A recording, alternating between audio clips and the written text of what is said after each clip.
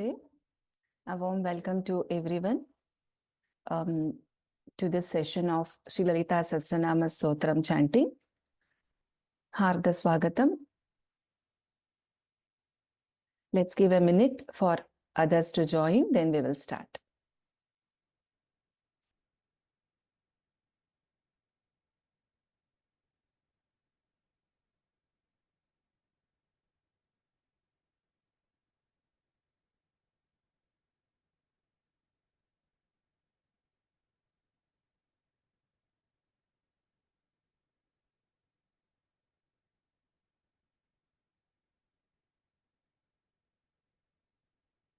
Let's do the Guru Vandanam. Gurureva gatir gurumeva bhaje Gurunaiva sahasmi namo gurave Na gurov paramam shishurasmi guroh Matirasti gurau mama pahi guru.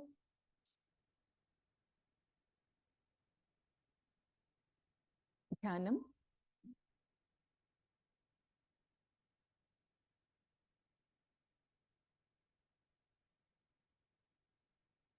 We'll do the Dhyanam. We will chant first 5 verses and then we will chant 51st to 63rd verse, which has been completed by Prithvi Bhagini in the last class. Kshamyatam, I was not available due to family emergency. So, and Ananta Dhanyavadaha to Prithvi Bhagini for taking the revision class and also teaching the new verses. So we will chant the Dhyana Shloka and then we will chant first 5 verses and then we'll do a revision from 50 onwards and then I'll start the new verses.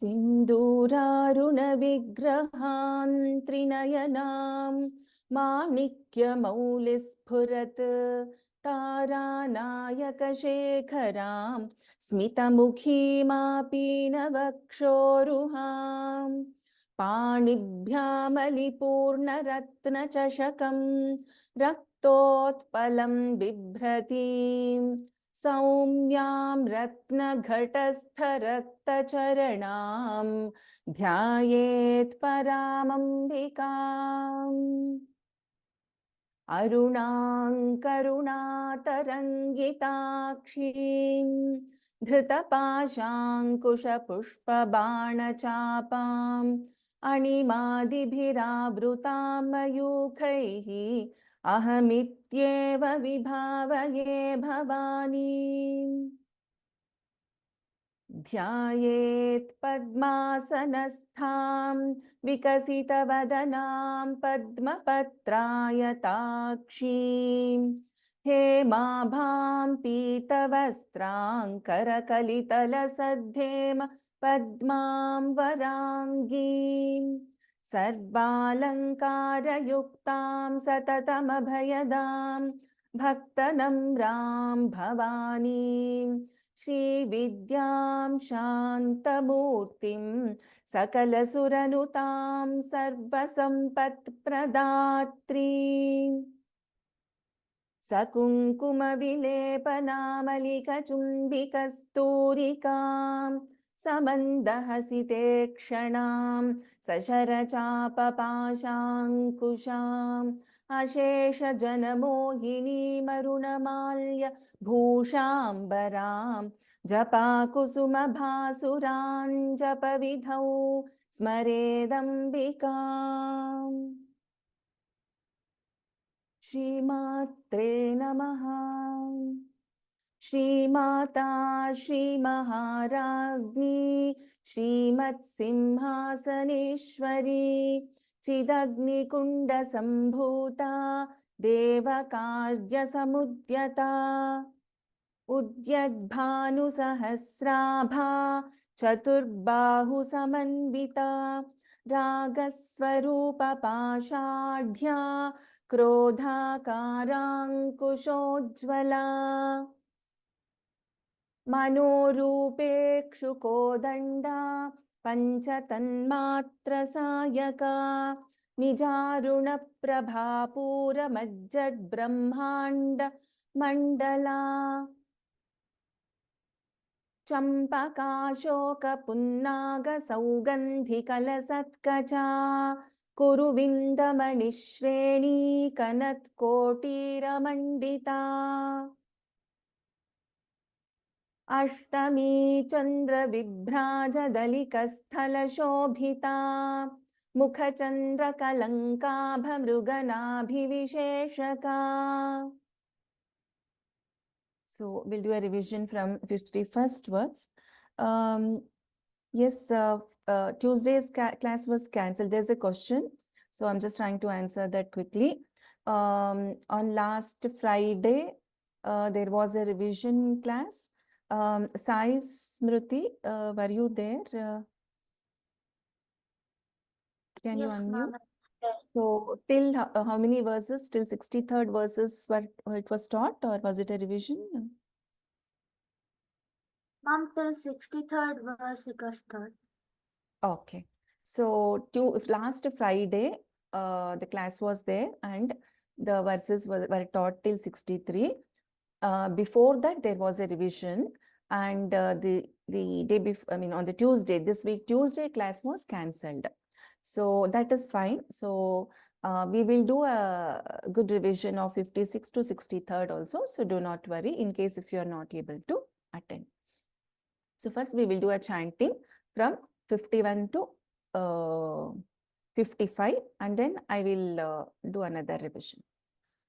दुष्टदूरादुराचारशमनी दोषवर्जिता सर्वज्ञा सान्द्रकरुणा समानाधिकवर्जिता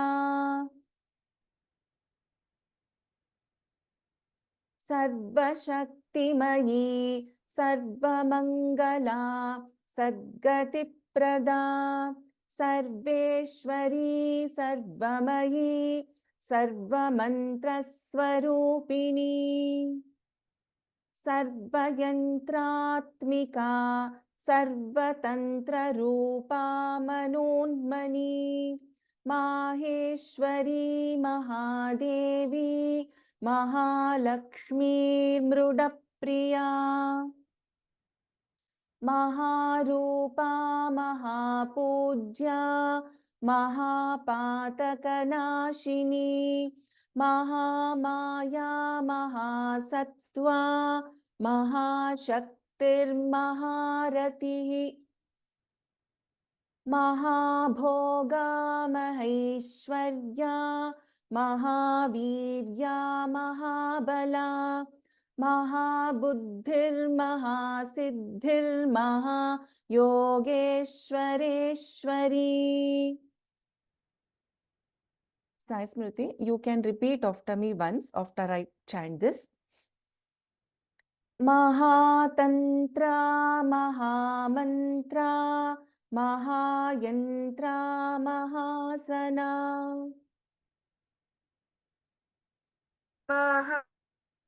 महातन्त्रा महामन्त्रा महायन्त्रा महासना महायागक्रमाराध्या महाभैरवपूजिता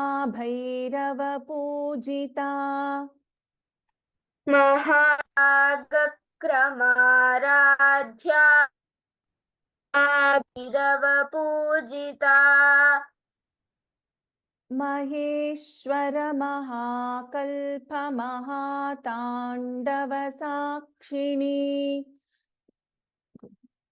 महेश्वर महाकल्प महाताण्डवसाक्षिणी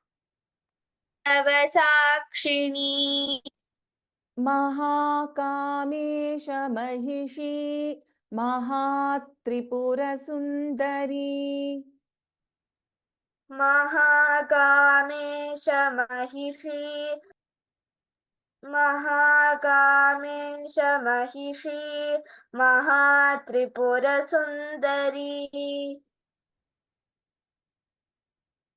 चतुष्षष्ट्युपचाराढ्या चतुष्षष्टिकलामयी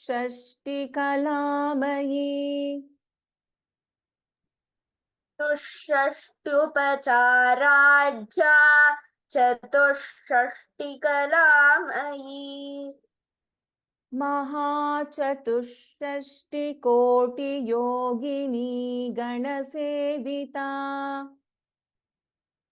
महाचतुष्षष्टिकोटियोगिनी गणसेविता मनुविद्या चन्द्रविद्या चन्द्रमण्डलमध्यगा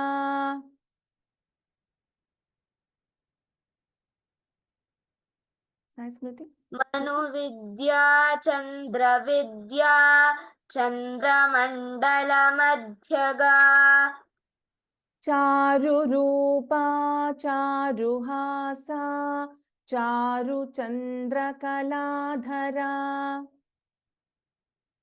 चारुरूपा चारुहासा चारुचन्द्रकलाधरा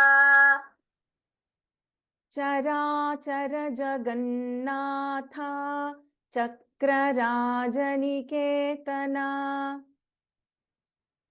चराचर Jagannatha चक्रराजनिकेतना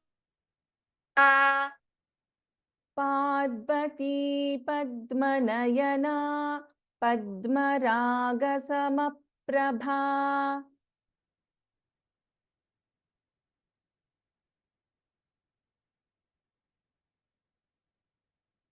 Sai Smriti, you are on mute.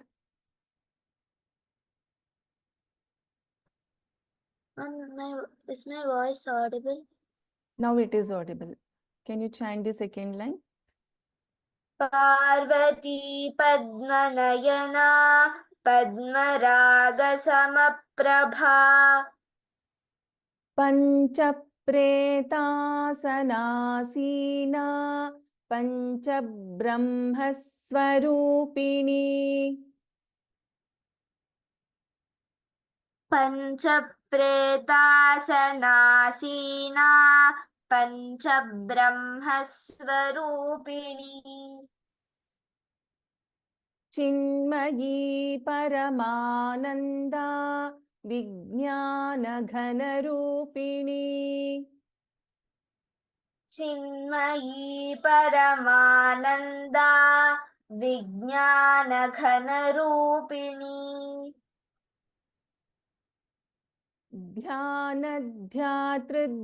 ध्यानध्यातृध्येयरूपा धर्माधर्मविवर्जिता ध्यानध्यातृध्येयरूपा धर्माधर्मविवर्जिता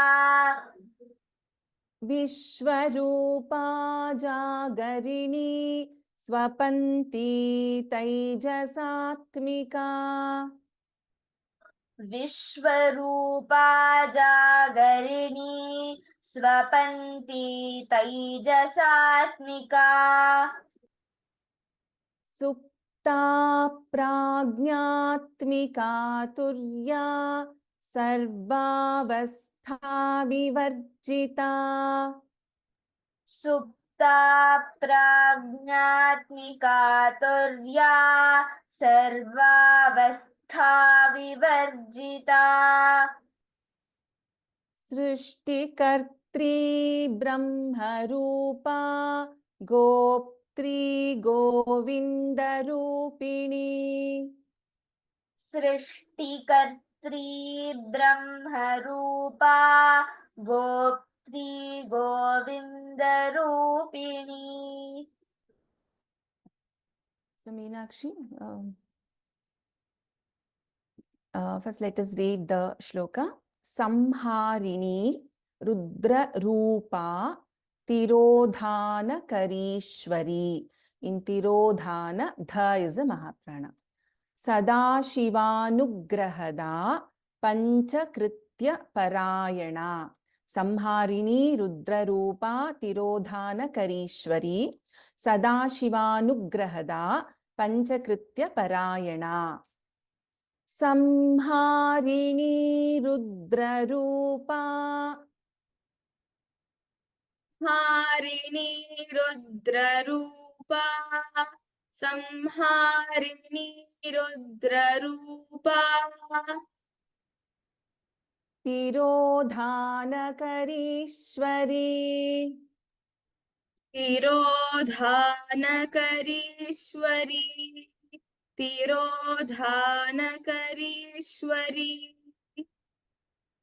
संहारिणी रुद्ररूपा तिरोधानकरीश्वरी हारिणी रुद्ररूपा तिरोधानकरीश्वरी संहारिणी रुद्ररूपा तिरोधानकरीश्वरी सदाशिवानुग्रहदा okay, chant. सदाशिवानुग्रहदा सदाशिवानुग्रहदा पञ्चकृत्यपरायणा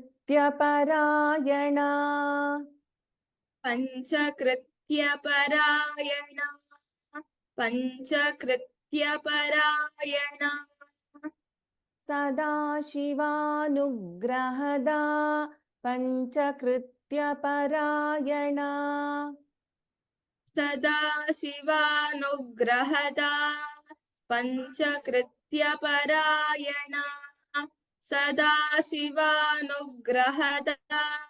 पञ्चकृत्यपरायणा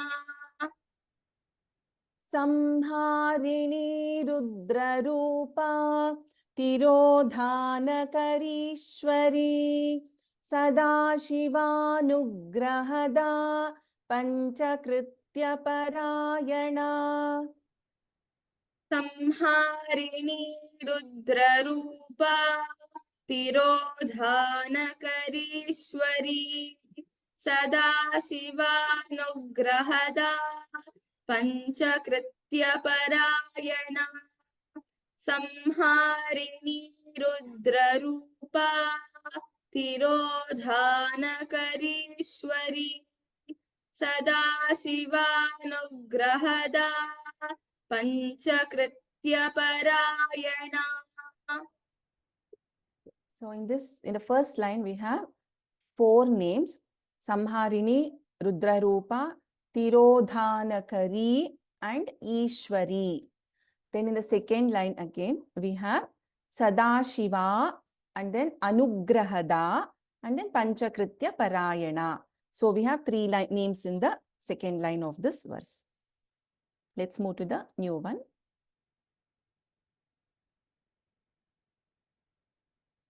Bhanumandala Madhyastha Bhairavi Bhagamalini. So the Bha in Bhanu is Mahaprana. In Madhya, Dha is Mahaprana. In Madhyastha, the last letter Tha is Mahaprana. Bhairavi, Bha is Mahaprana, the first letter. Bhagamalini, again Bha is a Mahaprana. Padmasana, the and Ma, Padmasana. Bhagavati, Bha is a Mahaprana. Padmanabha Sahodari, Padmanabha, Bha is a Mahaprana. Sasnuti. Bhanumandala Madhyastha. Bhanumandala Madhyastha. Bhanumandala Madhyastha. Bhairavi Bhagamalini. Bhairavi Bhagamalini. Bhairavi Bhagamalini. Bhanumandala Madhyastha. Bhairavi Bhagamalini. Bhanumandala Madhyastha. Bhairavi Bhagamalini. Bhanumandala Madhyastha.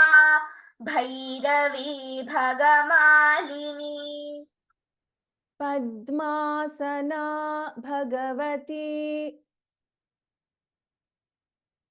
Padmasana Bhagavati padmasana Bhagavati Padmanabha Sahodari Padmanabha Sahodari Padmanabha Sahodari padmasana Bhagavati Padmanabha Sahodari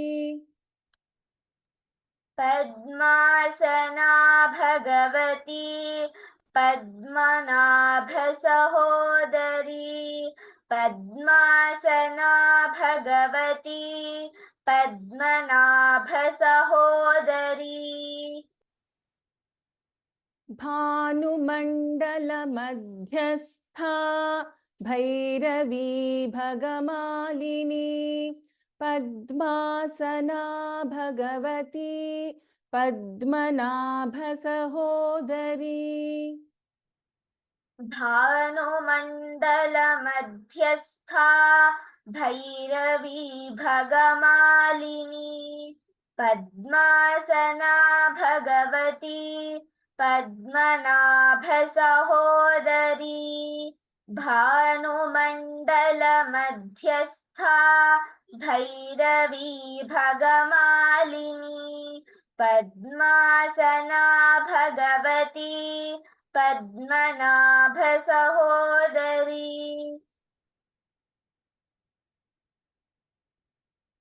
Bhanumandala Madhyastha is one name, and then we have Bhairavi and Bhagamalini, which makes it 3. Then Padmasana Bhagavati, Padmanabha Sahodari, other 3 in the second line. So 6 names in this verse. Let's move to the new one. Unmesha Nimishotpanna Vipanna Bhuvanavali. So in Unmesha, this is Shanmukha Sha. Nimisho, this is not marked in green. However, please note this is also Shanmukha Sha. Nimishotpanna Na. Vipanna Bhuvanavali. Bha is a Mahaprana here. Then we have Sahasra Shirsha Vadana. Sa and Sa, Sahasra. Shivasha, and then we have Shanmukha Sha. So we have Sa, Sha and Sha, and then again we have Ksha in Sahasrakshi. So you can note down, you can observe the difference in each of these letters. Sa, Sha, Sha and Ksha. So Sahasra Shirsha Vadana, Sahasrakshi, Sahasrapat. Unmesha Nimishotpanna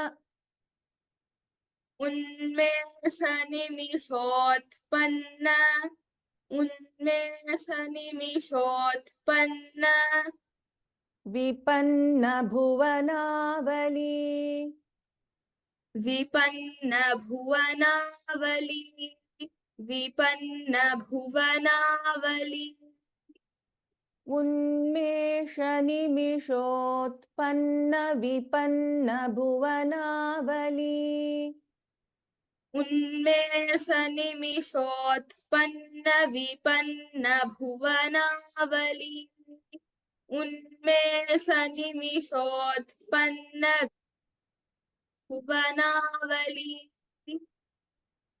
Sahasra Shirsha Vadana Sahasra Shirsha Vadana Sahasra Shirsha Vadana Sahasrakshi Sahasrapat Sahasrakshi Sahasrapat Sahasrakshi Sahasrapat Sahasra Shirsha Vadana Sahasrakshi Sahasrapat Sahasra Shirsha Vadana Sahasrakshi Sahasrapat Sahasra Shirsha Vadana Sahasrakshi Sahasrapat उन्मेष निमिषोत्पन्न विपन्न भुवनावली सहस्रशीर्षवदना सहस्राक्षी सहस्रपात् उन्मेषनिमिषोत्पन्न विपन्न भुवनावली सहस्रशीर्षवदना सहस्राक्षी सहस्रपात् उन्मेषनिमिषोत्पन्न विपन्न भुवनावली सहस्रशीर्षवदना सहस्राक्षी सहस्रपात्. The first line, in the first line, it is a single name. So though while teaching, I gave a pause here, took a break here and taught, we have to chant this line together. Unmesha nimishotpanna vipanna bhuvanavali need to be chanted together. Second line, we have three names, which makes it 4 in this verse. Let's move to the next one. Abrahma Kita Janani Varnashrama Vidhayini. Dha is a Mahapranakshara. Abrahma Kita Janani Varnashrama Vidhayini.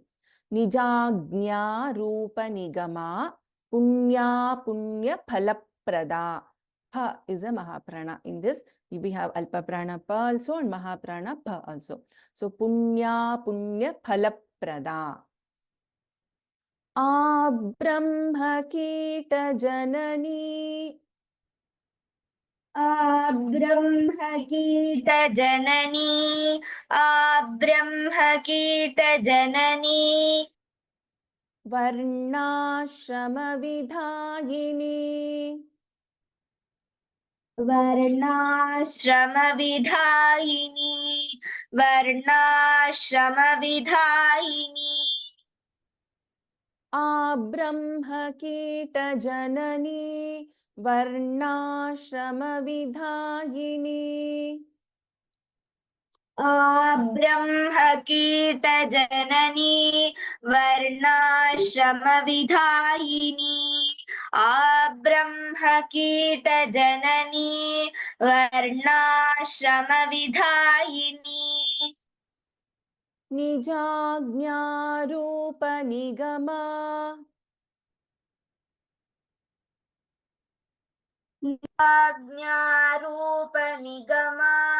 Nijagnya Rupa Nigama.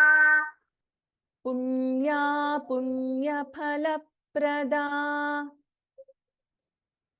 Punya Punya Phalaprada. Punya Punya Phalaprada. Nijagnya Rupa Nigama. Punya Punya Phalaprada. Nijagnya Rupa Nigama. Punya Punya Phalaprada. Nijagnya Rupa Nigama. Punya Punya Phalaprada. Abrahmakita Janani Varnashrama Vidhayini. Nijagnya Rupa Nigama. Punya Punya Phalaprada. Abrahmakita Janani Varnashrama Vidhayini. Nijagnya Rupa Nigama. Punya Punya Phalaprada. Abrahmakita Janani Varnashrama Vidhayini. Nijagnya Rupa Nigama. Punya Punya Phalaprada. New one. Okay, in this verse we have 4 names, 2 in the first line and 2 in the second line. So let's move to the next one. Shruti Simanta Sinduri Kruta Padabja Dhulika. Long name. Shruti Simanta Sinduri Kruta Padabja Dhulika. Dha is a Mahaprana here. Sakalagama Sandoha Shukti Samputa Maukti ಮೌಕ್ತಿಕಾ ಸಕಲಾಗಮ ಸಂದೋಹ Shukti ಕ ಅಂಟ and E Shukti ಸಂಪುಟ ಮೌಕ್ತಿಕಾ ಶ್ರುತಿ ಸೀಮಂತ ಸಿಂಧೂರಿ श्रुति सीमंत सिंदूरी श्रुति सीमंत सिंदूरी कृतपादाब्जधूलिका कृतपादाब्जधूलिका कृतपादाब्जधूलिका श्रुति सीमंत सिंदूरी कृतपादाब्जधूलिका श्रुति सीमंत सिंदूरी कृतपादाब्जधूलिका श्रुति सीमंत सिंदूरी कृतपादाब्जधूलिका सकलागम संदोह सकलागम संदोह सकलागम संदोह शुक्ति संपुट मौक्तिका शुक्ति संपुट मौक्तिका शुक्ति संपुट मौक्तिका सकलागम संदोह शुक्ति संपुट मौक्तिका सकलागम संदोह शुक्ति संपुट मौक्तिका सकलागम संदोह शुक्ति संपुट मौक्तिका श्रुति सीमंत सिंदूरी कृतपादाब्जधूलिका सकलागम संदोह शुक्ति संपुट मौक्तिका सीमंत सिंदूरी कृतपादाब्जधूलिका सकलागम संदोह शुक्ति संपुट मौक्तिका श्रुति सीमंत सिंदूरी कृतपादाब्जधूलिका सकलागम संदोह शुक्ति संपुट मौक्तिका. So there are only two names. It's the first line is one name and second line is second name. So we cannot split and chant the names in these two lines. Let's move to the next one. Purushartha Prada. In this, Sha is a Shanmukha Sha, Tha is a Mahaprana. Purushartha Prada, Purna, Bhogini, Bha is a Mahaprana. Bhuvaneshwari, Bha is again a Mahaprana. Ambika Nadi Nidhana. In Nidhana, Dha is a Mahaprana. Hari Brahmendra Sevita. Purushartha Prada Purna. Purushartha Prada Purna. Purushartha Prada Purna. Bhogini Bhuvaneshwari. Bhogini Bhuvaneshwari. Bhogini Bhuvaneshwari. Purushartha Prada Purna. Bhogini Bhuvaneshwari. Purushartha Prada Purna. Bhogini Bhuvaneshwari. Purushartha Prada Purna. Bhogini Bhuvaneshwari. Ambika Nadi Nidhana. Ambika Nadi Nidhana. Ambika Nadi Nidhana. Hari Brahmendra Sevita. Hari Brahmendra Sevita. हरिब्रह्मेन्द्रसेविता अम्बिकानादिनिधना हरिब्रह्मेन्द्रसेविता अम्बिकानादिनिधना हरिब्रह्मेन्द्रसेविता अम्बिकानादिनिधना हरिब्रह्मेन्द्रसेविता पुरुषार्थप्रदा पूर्णा भोगिनी भुवनेश्वरी अम्बिकानादिनिधना हरिब्रह्मेन्द्रसेविता पुरुषार्थप्रदा पूर्णा भोगिनी भुवनेश्वरी अम्बिकानादिनिधना हरिब्रह्मेन्द्रसेविता पुरुषार्थप्रदा पूर्णा भोगिनी Bhuvaneshwari अम्बिकानादिनिधना हरिब्रह्मेन्द्रसेविता. So in the first line, 4 names, Purushartha Prada, Purna, Bhogini and Bhuvaneshwari. In the second line, we have Ambika is one name and Anadi Nidhana is another name. So there are 2 names in the first padam, that is the third padam of this verse. Ambika and Anadi Nidhana, 2 names, and Hari Brahmendra Sevita is one name. So 3 names in this second line of this verse. Let's move to the new one. Narayani, Nadarupa, Namarupa Vivarjita. Hrinkari, this is her under. Hrinkari, Hrimati, Hridya, the India, Hridya, Heyopadeya Varjita. Narayani, Nadarupa.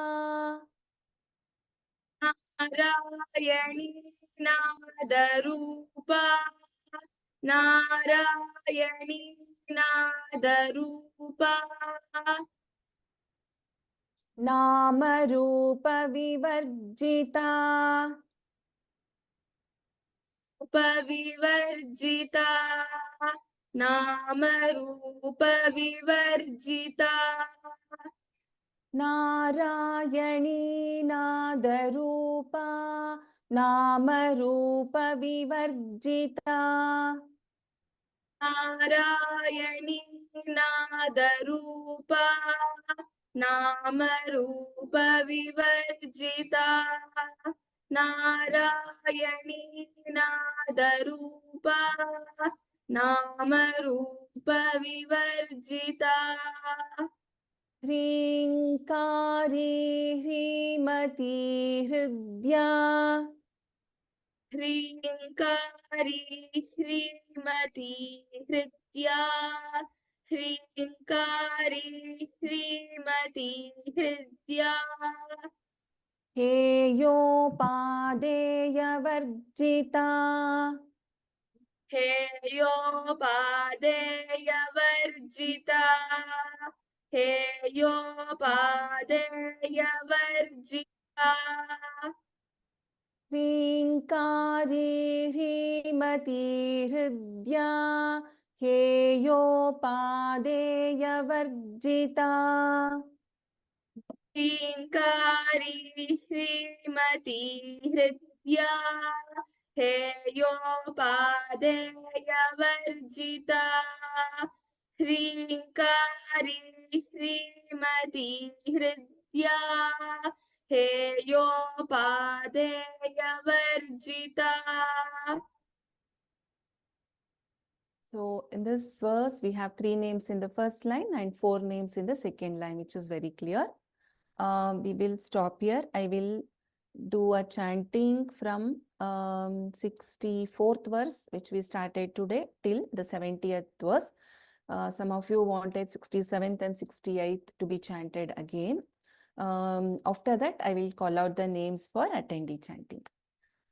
Samharini Rudrarupa तिरोधानकरीश्वरी सदा शिवानुग्रहदा पञ्चकृत्यपरायणा भानुमण्डलमध्यस्था भैरवी भगमालिनी पद्मासना भगवती पद्मनाभसहोदरी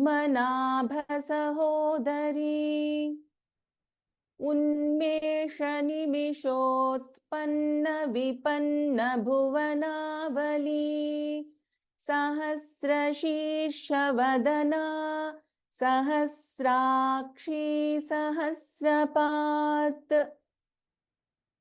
आब्रह्मकीटजननी वर्णाश्रमविधायिनी निजाज्ञारूपनिगमा पुण्या पुण्यफलप्रदा श्रुतिसीमन्तसिन्दूरीकृतपादाब्जधूलिका सकलागमसन्दोहशुक्तिसम्पुटमौक्तिका पुरुषार्थप्रदा पूर्णा भोगिनी भुवनेश्वरी अम्बिकानादिनिधना हरिब्रह्मेन्द्रसेविता नारायणी नादरूपा नामरूपविवर्जिता ह्रीङ्कारी ह्रीमती हृद्या हेयोपादेयवर्जिता. I request the attendees to raise hands for chanting.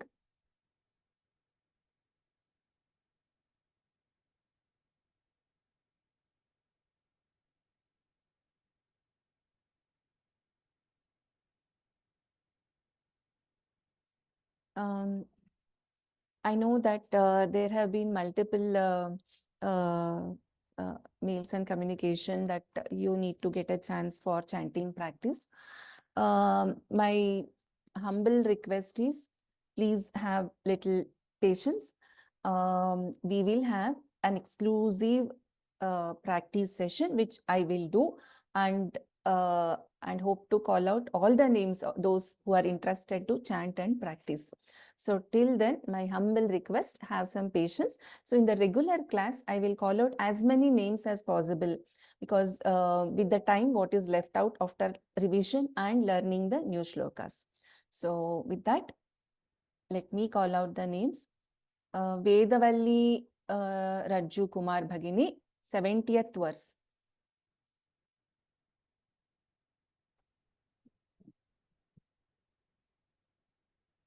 Hari Om Giri. Hari Om. Narayani Natharupa Namarupa Vivarjita Shrinkari Haripatya Eyopadeya Varjita. Uttamam Bhagini. Only thing is in the second line, first word, okay? Hrinkari. Dirgha is there. Can you chant this again? Hrinkari. Uttamam. Dhanyavadaha. Thana Krishna Swami Mahodaya, 69th verse. Namaskaram Mahini. Namaskaram. Purushartha Pratapurna Bohini Bhuvaneshwari Ambika Nadinidana Hari Brahmendra Sevita. Hari Brahmendra Sevita. Hari Brahmendra Sevita. This is Alpa Prana only. Just listen carefully. Hari, another B. Hari Brahmendra Sevita. Hari sorry, Correct. Bhagini. No problem. Chant as you are chanting, which is correct. Okay. Hari Brahmendra Sevita. Brahmendra Sevita. Uttamam. Just this ha has to be heard clearly. That's all. Ha, Brahma, ha. Dhanyavadaha. Lalita Krishnamurti Bhagini. I have unmuted you.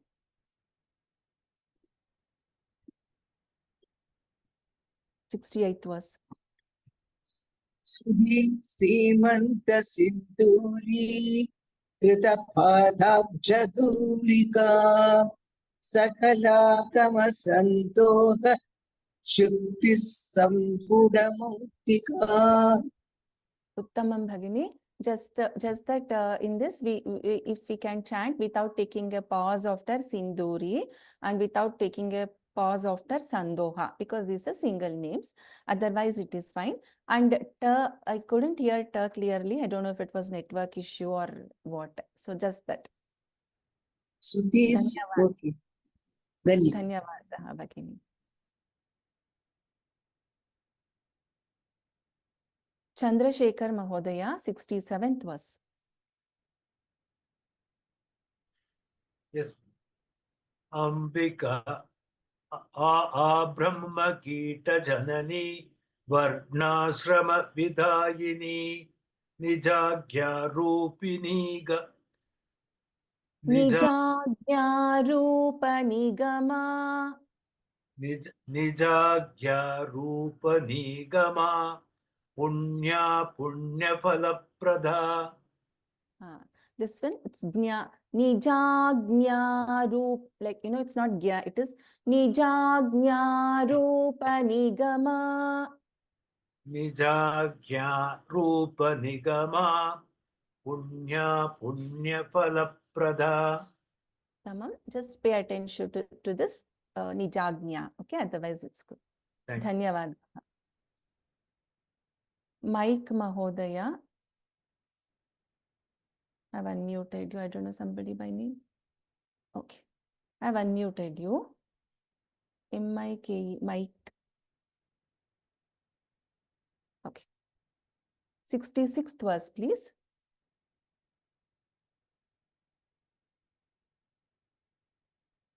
I can't hear you. Okay, I'll move to the next person. Anagha Srinivasan. आम भगिनी नमस्ते भगिनी Namaste. उन्मेष निमिषोत्पन्न विपन्न भुवनावली सहस्रशीर्षवदना सहस्राक्षी सहस्रपात्. Uttamam. Dhanyavadaha Anagha. धन्यवाद. K.M. Bindu. 65th verse.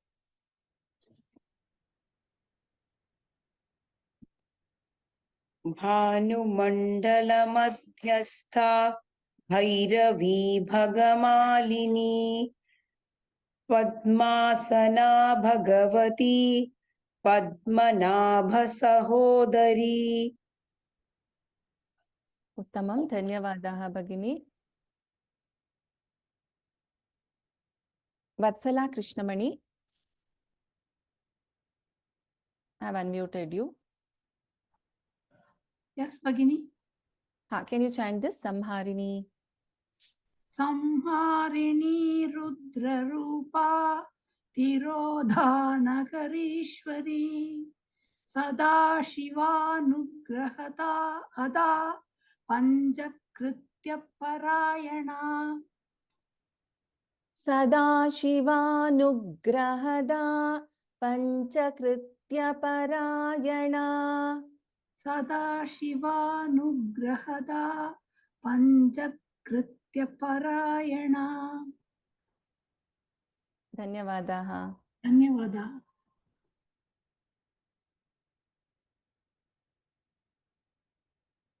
Uma Chetan. 63rd verse. I have unmuted you. Hari Om Bhagini. Hari Om. Supta सुप्ता प्राज्ञत्मिका तुर्या सर्वावस्था विवर्जिता सृष्टिकर्त्री ब्रह्मरूपा गोप्त्री गोविन्दरूपिणी Now chant the second line again. सृष्टिकर्त्री ब्रह्मरूपा गोप्त्री गोविन्दरूपिणी We generally chant this as Brahma. So ma first and then ha. Okay. Srishti Kartri Brahma Rupa. Can you repeat? सृष्टिकर्त्री ब्रह्मरूपा गोप्त्री गोविन्दरूपिणी Dhanyavadaha. Mani Lingamasetti Mahodaya. Have unmuted you. 62nd verse. ध्यानध्यातृध्येयरूपा धर्मविवर्जिता विश्वरूपा जागरिणी स्वपन्ती तैजसात्मिका Uttamam. What you can do is you can take a pause if you want after the first padam and you can tune the raga a bit. Dhyanadhyatridhyeya rupa dharma vivarjita. Like this, okay? Otherwise it's good. Okay. Dhanyavadaha Bhagini. Mike Mahodaya, I saw that you have messaged again.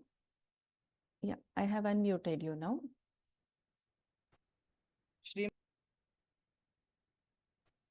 Yes, 61st verse, please.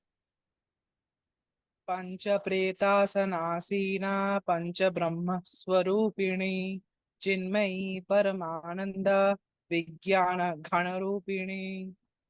So in the first line, Pancha Brahma Swarupini. Can you repeat? पंच ब्रह्म स्वरूपिणी. Pancha Brahma Swarupini. पंच ब्रह्म स्वरूपिणी. So what happens here is before this Brahma, because of the Dvitvam, there is another B we'll pronounce, okay? Pancha Brahma Swarupini. It is not Mahaprana or Ha. It is Pancha Brahma Swarupini. पंच ब्रह्म स्वरूपिणी. Dhanyavadaha. Thank you. Gauri Ravi, 60th verse. चराचर जगन्नाथा चक्रराजनिकेतना पार्वती पद्मनयना पद्मरागस समप्रभा. Tamam, Dhanyavadaha. Vidya Bhagini, 59th verse. VIDHYA, Vidya Bhagini. Namaste, ma'am. Is it me? Yes. Yeah, thank you. Manu Vidya Chandra Mandala Madhyaka Charu Rupa Charu Hasa Charu Chandra Kaladhara.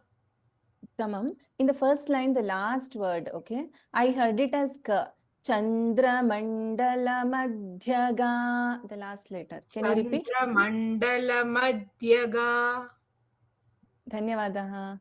Dhanyavad.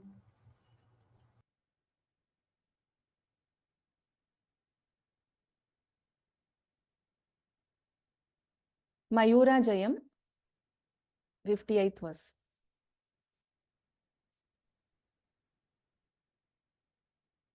Mayura Jayam Bhagini, I've unmuted you. Can you hear me? Yes, I can Can hear you hear me? I can. Please go ahead.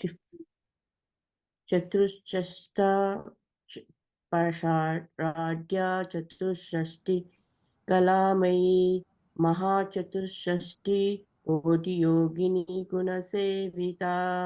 I will chant once. Will you repeat after me, Bhagini, please? Can you repeat after me? Yes.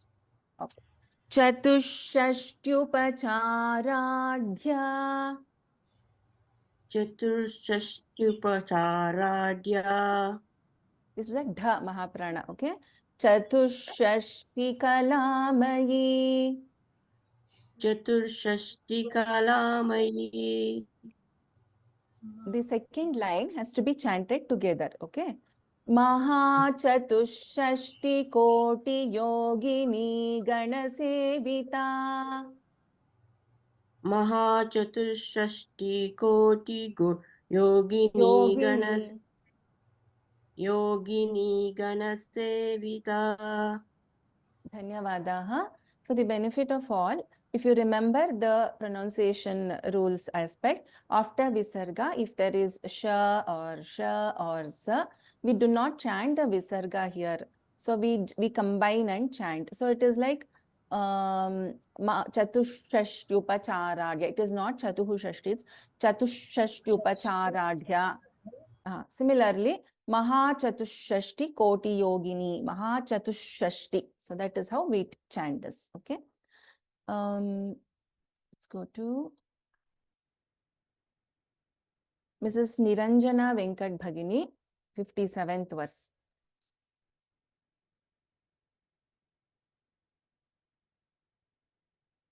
Yes, ma'am. 50? 7th, Maheshwara. Maheshwar महाकल्प महातारिणी महाकामेश Mahishi Mahatripur Sundari. Bhagini, I could not hear the first line properly. Can you chant again, please? Yeah. Maheshwar महाकल्प महातांडव साक्षिणी महाकामेश Mahishi Mahatripur Sundari. Tamam, dhanyavadaha, Bhagini.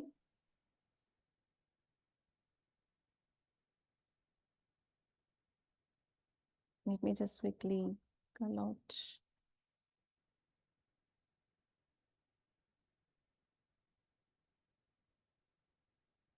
Sujata Gone Madatala. I don't know if I'm pronouncing it right. Kshamyatam if it is wrong. Sujata Bhagini, I've unmuted you. Jai Shri Krishna Didi. Jai Shri Krishna. 56th verse.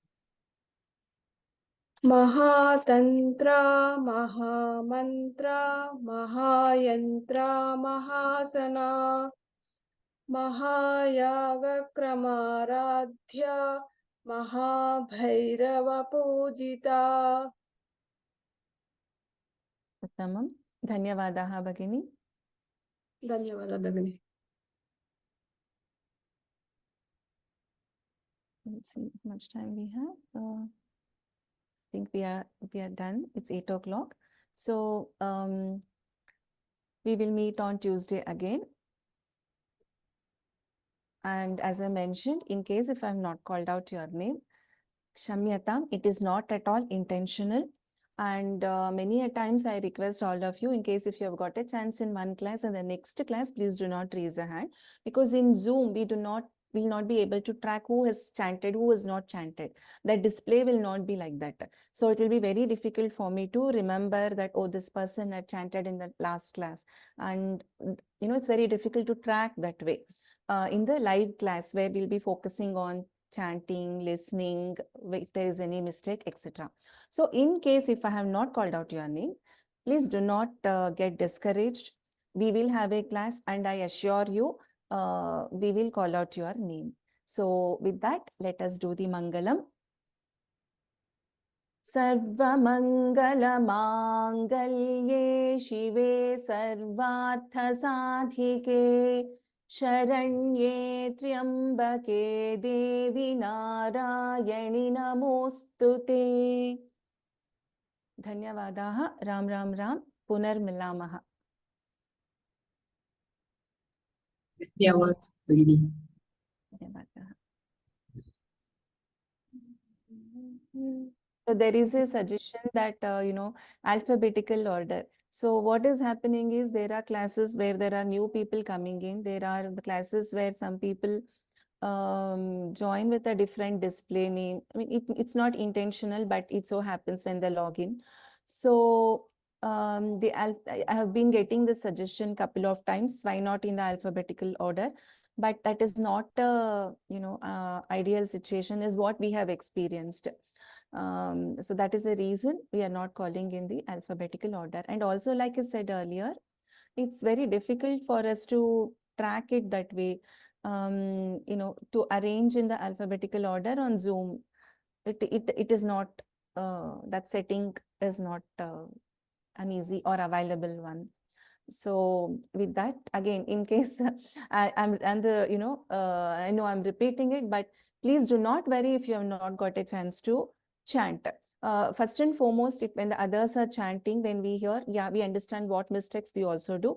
Second is, and we will definitely have a class where you will be called out. So please have patience and bear with us till that time. Dhanyavadaha. Punar Milamaha. Ram Ram Ram.